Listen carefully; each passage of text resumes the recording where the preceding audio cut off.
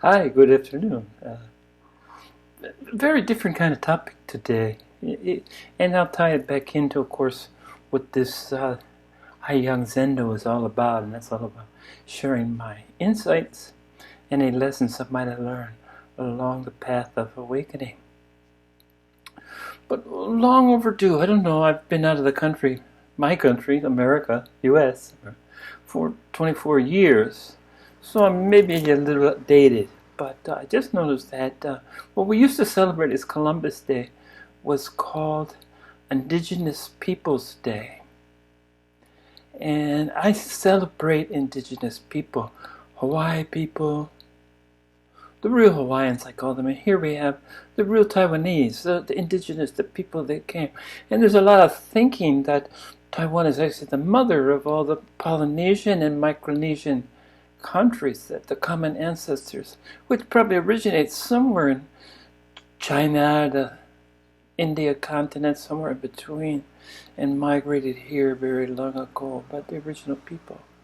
And just as Columbus Day was supposed to celebrate the discovery of America, guess what? There was already millions, probably at least millions in the North American, Central American, and Southern American continent that were there long before Columbus discovered. It kind of reminds me of that old thing. I thought of it first. I said this first. I created this. And the whole idea of being first or finding something is really ludicrous to me, that there's been so many people probably before you. So many spirits long before you. And many of you might notice the headgear. Now this is from one of the, I'm wearing it particularly today because it's from one of the 12 recognized by the government, whatever legitimacy that gives them, but it does give them some rights to some land, some of their land that used to all belong to them anyway, and 12 tribes, with the 13th and 14th, well, the members have gotten so small, in the hundreds, a few hundred, who are lobbying to establish themselves as the 13th and 14th indigenous tribe, unique tribe. And I remember years ago going to a place with a friend, a Han Chinese, Mandarin speaking, came over. Her father came over with Chiang Kai-shek after they'd been defeated by Mao and his boys in China. And I came to this, we walked up to this place, I don't know, we were just out driving around. I liked that about her. She was an explorer. And we were driving around, we come to this place, and I went there and I looked, and I saw these rocks, these big rocks, and they seemed like they were placed. And I said, this is a very special place. And she said, oh, no, nothing special, just a bunch of rocks piled up over here. They just put these big rocks. Taiwanese, the Han people, the more recent immigrants to this island, use them for kind of decorative, and they'll carve something on it, and so it's a kind of a decorative.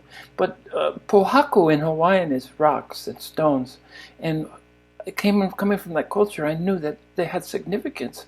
So I said, do me a favor, I don't speak the language, but let's go to the village that's not too far down the hill and talk to an elder. And because I can feel this is a sacred spot.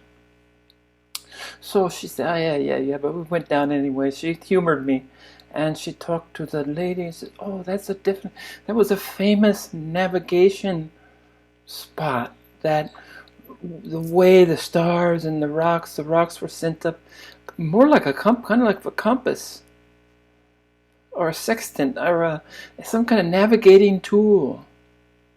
And they could chart sea paths. They could locate islands, offshore islands, by looking at the relationship between the stars and the rocks and how they lined up when you stood in a certain place. So indeed it was very, very sacred. And the lady, my friend, told me, well, this foreigner, he felt it was sacred, and she just bowed to me and just was so pleased that I was sensitive enough to feel this. And all the indigenous, so many of the indigenous cultures in different parts of the world have the same kind of reverence for the land, the same kind of folklore to explain how the world came into being, the same relationship to Mother Earth and worshiping and sustainable, practicing sustainable fishing, sustainable agriculture, living in harmony with the land, which of course, and this is no more better epitomized by the culture that I know the best, indigenous culture, even though most of it has been lost. The language has gone through a revival, and the language, of course, is critical to the culture. But they talked about the first seafarers. It was missionaries who came first. It was their children who claimed all the land. Because at that time, the Hawaiians believed that they didn't have land ownership. People would come and say, "Who owns this land?" And they say, "What?" Because their relationship was that the land owned them. The land was there from time immemorial, and they were just visitors passing by. So the concept of the individual owning the land was, they said, "Oh, nobody owned the land," and so if you said, "Well, you want this area, I'll buy the land." The concept was unknown, but the land was in private hands in the Western. And another thing I want to talk about is, white Westerners, especially Americans. Europeans is different because in Europe you can see culture. You know that you have a unique culture because as you can see it in your environment is thousands of years old. You can ride on a road, see a building, see a castle, see a structure. There's a connection to culture. Their local culture, their indigenous culture, the culture of the early settlers, the early peoples. And so but in America, we're only a few hundred years old, 400 or 500 years old, and we would always try to absorb the culture from Native American. We would all wear little Navajo jewelry and not turquoise, or to try to absorb. And they call this culture vultures because we always were looking to, like a carrion. The culture was a carrion, a meat for the vulture would come and eat the culture up. So we were cultureless, and still are. We have pop culture, good for us. But any kind of, because we don't have antiquity, we don't have ties to antiquity. The Native Americans do, but we didn't have. And it just made me really appreciate that we took this day. Then after, to be more politically correct, I believe Columbus Day became Discoverer's Day. But that was not far enough. And then I know this year that they celebrated Indigenous People Day, on the day that we previously accepted Columbus/Discovery Day. So this just made me aware, and I do have, I gravitate, I've been up to visit, like what happens when the invaders come. They chase the native people because they have superior firepower, right? They chase the native people into the mountains, and now they call them the mountain people. But they used to be everywhere, but they ended up in the mountains because they had no use to the Han Chinese. They wanted to farm. And then later, when they just needed hillsides to cultivate tea, they pushed them farther and farther, always marginalizing them at a certain period of time, especially during the Japanese occupation. As so much happened in Hawaii, the native people were forbidden to speak their own language and had to learn Mandarin. And insult upon insult, they had to take a Chinese name, a Mandarin name. And it further alienated them. And now, people talk about indigenous people, local Han population, look down at the indigenous people because, they've lost their land, they've lost their culture, they've lost their language, and their heart is bleeding, and they turn to alcohol to mitigate to self-medicate. And now they're just drunken Aborigines, and their lifespan is in their middle 50s to the 60s compared to 82 or 84 for the invaders, the Han people from China, the speakers of Mandarin. So I've been always sensitive, and I remember when I first came here, the Maoris have had the most success at getting their land, some of their land back, and they're fierce, right? Facial tattoos, and they're fierce. And they use the only thing that works with Western culture, the only thing that will make them change, is fear. Fear if you're a tough guy. If you threaten them, well, they'll back down and give you some peanuts, But Maoris came to Taiwan many years ago, and here the indigenous people were reduced to doing little dances to entertain the Han,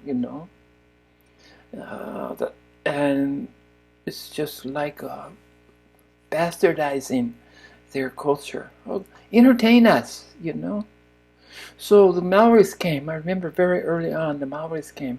And at this time, coming from Hawaii, there was always a revival of the Hawaiian language. On my campus, University of Hawaii, the young people were speaking Hawaiian again, which hadn't happened in years. And there was a renewal of trying to reclaim the Aina, the land. There was a resurgence in interest in the crafts and the arts and the religion. Hawaiians didn't have a written language like so many of the Aboriginal, the indigenous people don't have, but they had a long tradition they could chant for days, and their whole genealogy for tens of thousands of generations could be chanted over a period of days, and people started learning that again because it was connecting to the Aina, the land. They talk about mana, the breath. It's the same as Chinese will speak of qi, the energy. But it was their relationship to the land. They were shepherds. They were guarding the land. They were nurturing the land. They were caretakers. And they were guests. And they understood that you couldn't take all the fish out.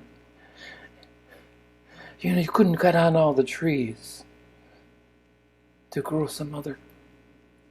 Now they've got beanland. It's a Chinese chewing gum. It's some kind of mild narcotic that they grow at palm trees. That's true many places in Southeast Asia. But and now Taiwan is a concrete jungle. So the hearts of the Aborigines bleed like they always have. And anyway, and they feel less than. The invaders have made them feel less than, which is imperialists always make the local people feel less than. So they lost their names. They had to adopt Chinese names. They had to speak Mandarin. They were forbidden to speak their mother tongue. Their land was taken from them, and as soon as somebody desired it, the government would just move them out of the way. With pennies on the dollar to compensate them. Today they're essentially, they work as laborers. They're just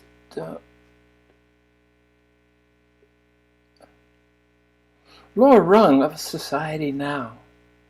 But they have a beauty still, and I've been to as many of their places and their ceremonies, and the funny thing is I fit in being Hawaiian because number one, their language is very similar to Hawaiian. Number two is they wear colorful, really colorful clothes. Their music, they play guitar and drink beer and sing, and this is their idea, get together, and this is their idea of a party, and have a luau. Luau is a party that we all bring things, kind of like potluck, and we share, and they have these kind of ceremonies and these special days where they celebrate bits and pieces of their culture that they still have, and making these hats which I love and I've adopted. I have several of them, and I wear them. I like to wear a head covering most of the time when I'm doing my videos, but I wear these in particular. I never mentioned them. I thought it's long overdue. And what better way than to celebrate Indigenous Peoples Day? So anyway, the Maoris came here, and the Maoris, when they were supposed to come, Lee Dong-wei was the first elected, been dictatorship for 55 years, and the first democratically elected president, Lee Dong-wei, which had a, if there's a founding father here, it's him. Okay, they celebrate Chiang Kai-shek, who was amongst the worst dictators ever. He's the one that lost China to China and came here to regroup, and the idea was to go back and take China back. Well, you know how that worked out. And then before him there was Sun Yat-sen. At least I have a modicum of respect for Sun Yat-sen. That's probably because he came to go to school. He went to elementary school in Hawaii for a few years, so there was always that connection. But he was 1911, and he helped bring about a lot of other factors, the Qing, the last dynasty, the Qing dynasty. So we just had 1010, which is supposed to be Independence Day, but even China celebrates not their Independence Day, but they accept Sun Yat-sen because he broke the spell of the emperors, the dynasties, and allowed the Communist Party, led by Mao, to try to capture the people's heart and to take over the country. But I know there's hundreds of tribes in China, indigenous peoples in China. I know there's so many languages in China. We sort of have this idea of this yellow peril that all Chinese look alike, and quite the contrary. That there's all kinds of pockets. And again, they're hill people. Call them the mountain people because they got chased up there, and then we named them after. That's all we left them because it was the least desirable land, the hardest to eke out a living. So you guys go up there, I don't know what you're going to do, but we need we need your land to grow rice, or to put up a parking lot, as Joni Mitchell sang, celebrating the song so many years ago. But the spiritual aspect was so much closer to what I'm into now than all of I don't care if it's Christianity, it's Judaism, it's the Islam, it's the Jews. I've been totally removed from everything they had to say, and when they talk about beliefs, and I'm sorry, the believers out there, beliefs are for fools. But religion is a social, economic, political control. Christianity is cute. You give me all your money now, but the meek shall inherit the earth. The meek shall go to heaven. You do it now. You support me, but I promised you that you go to heaven where you'll have everything. Isn't that convenient?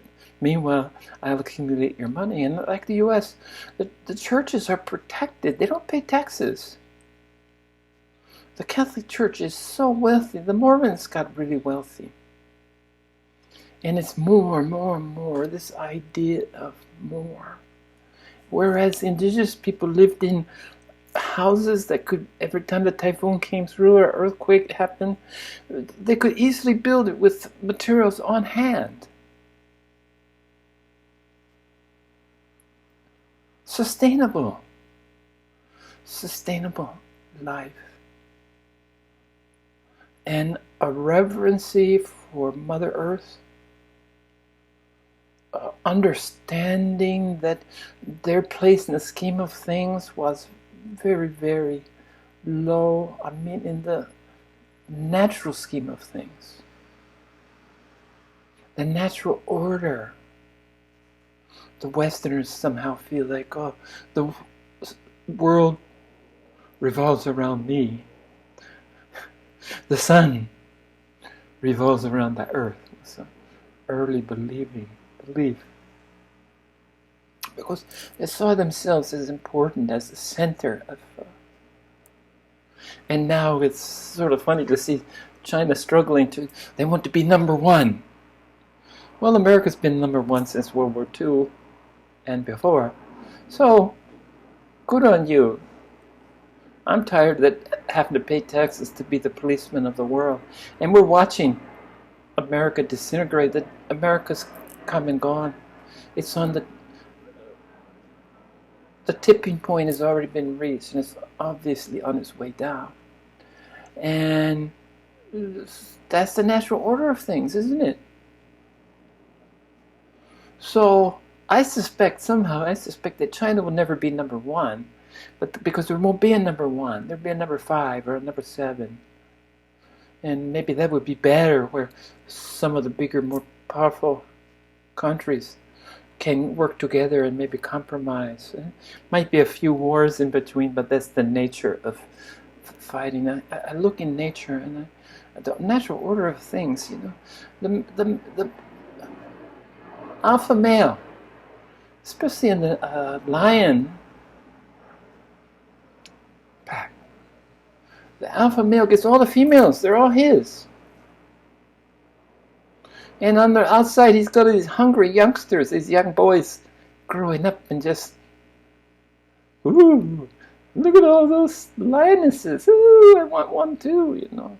And they're just watching the alpha male, the pack leader, like a hawk. And as soon as he exhibits the slightest evidence of decline, boy, he has to start fighting. The boldest young lion, male lion, will come and challenge him. And if he wins that,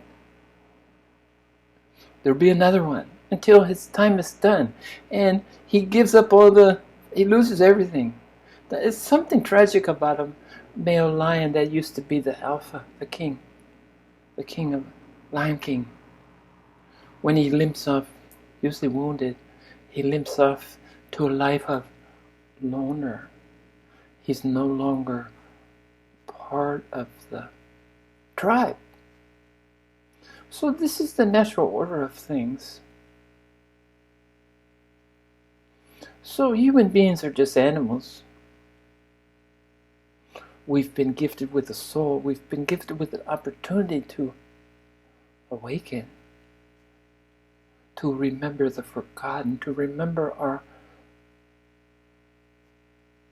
natural condition, our inherent right as a human being is to be part of the oneness, to recognize the oneness, to live in a state of joy, to walk the earth in grace and compassion. This is our birthright. And as I look around, there's so few people that have really gotten there. And so many other people on the other side of they're going to fight each other for the scraps. And overconsume. United States is what? 4% of the world population, but they use 45% of the natural resources. And China envies that. China is a much more significant, I don't know the percentage, but they're probably closer to 20% or more of the world's population. So maybe they have a more claim on using, they want more natural resources. They went from bicycles to cars in a generation, you know. that's not a good thing.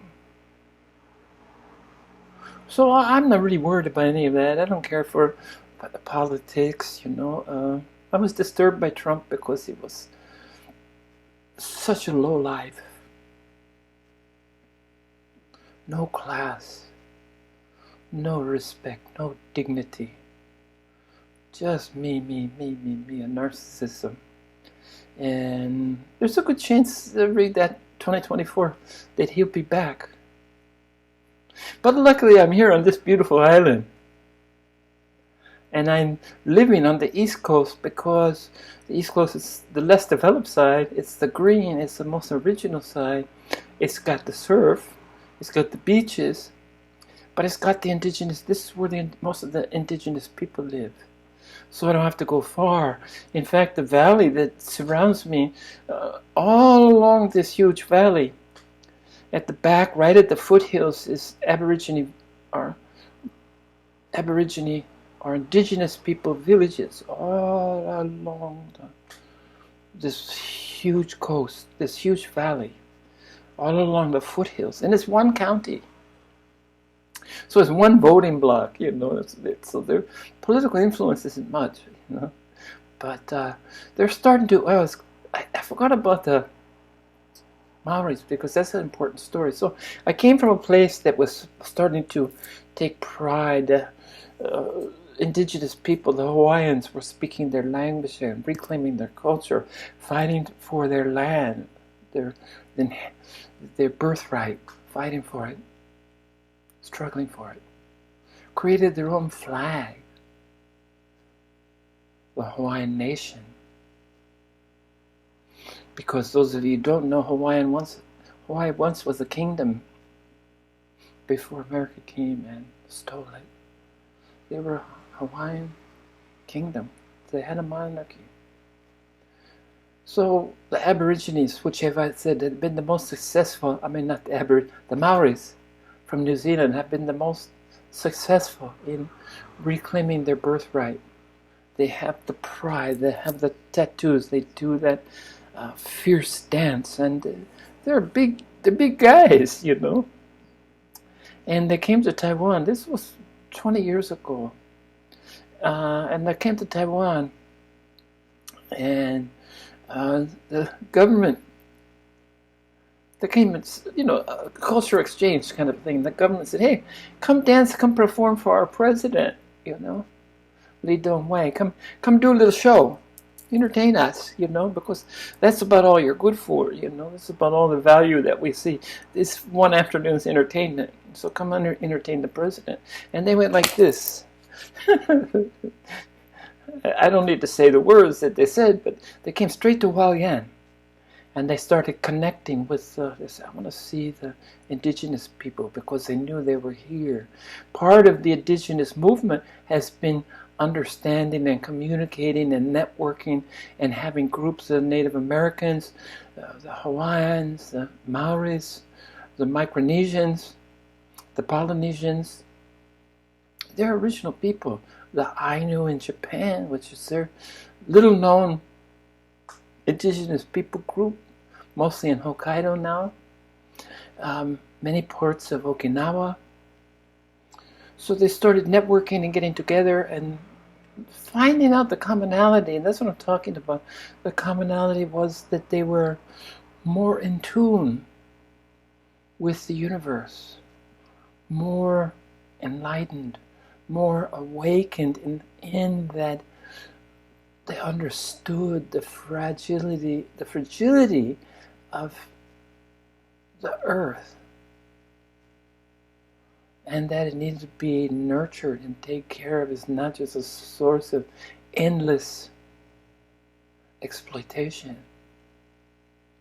Cut down trees, drill for gold, pretty much rape the world. And now people are starting to wake up, they're living and say, hey, it's kind of weird that we have destroyed we're destroying our only planet, our home. I remember growing up by the pools, they always just say, please don't piss in our pools. Please don't piss in the pool. And that's what most of Western culture, a great part of it, unfortunately, Eastern culture that's copying, that's following, and they want theirs now, you know.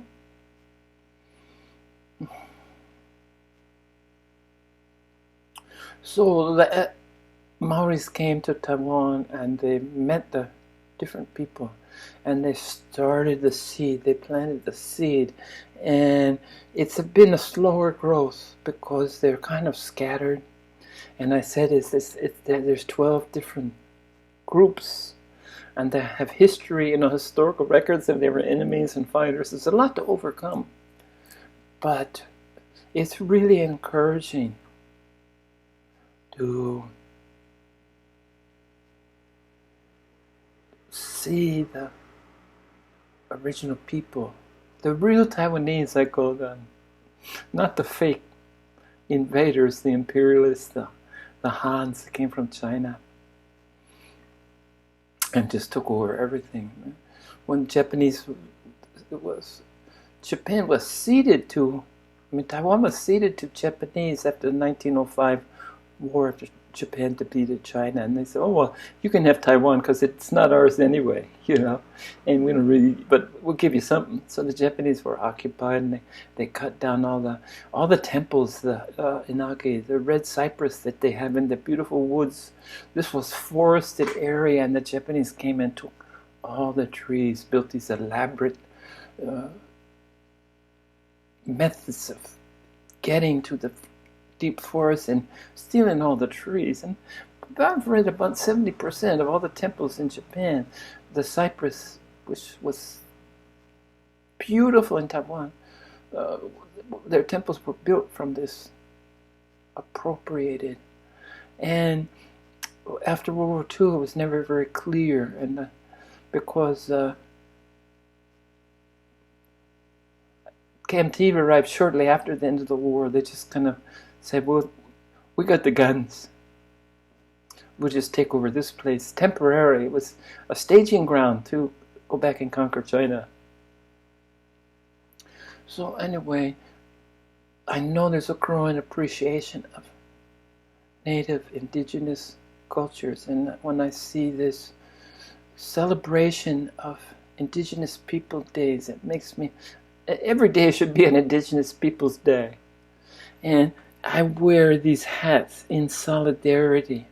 So what prompted me to talk to you today is two things. I just celebrated Indigenous Peoples Day, and that I've been wearing these hats without much explanation.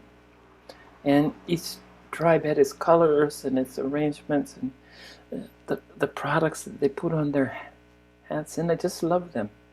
And every time I go someplace, that's one of the things I like to buy when I go up to a village somewhere in the mountains. And I've still got a lot more to see and a lot more people to meet. And I hope to expand my relationship in anything that I can do in whatever limited way to help these people, to support these people, most importantly, to recognize them.